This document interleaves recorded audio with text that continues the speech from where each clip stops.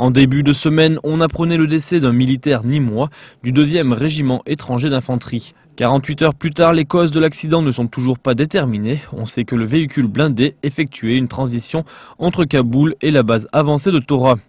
Ce dernier a fait plusieurs tonneaux et une chute de 5 mètres de haut. Parmi les 6 hommes à bord, 5 étaient du 2e REI. Pour les blessures des 5 survivants, un seul était grièvement touché, mais hors de danger.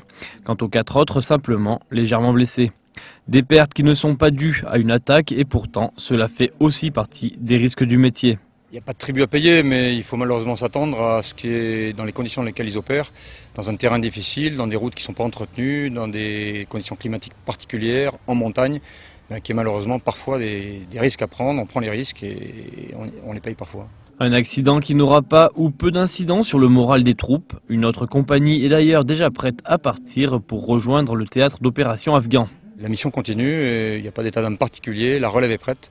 Et donc on assumera à la fois le soutien, les honneurs aux touchés, le soutien aux familles, et puis ensuite le soutien à la base avant qui doit recevoir des renforts.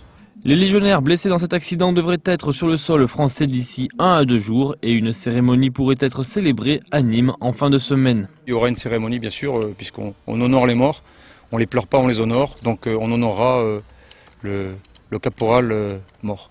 Il s'agit d'un légionnaire de 34 ans d'origine ukrainienne, depuis 5 ans dans la Légion, dont 3 ans passés à Nîmes.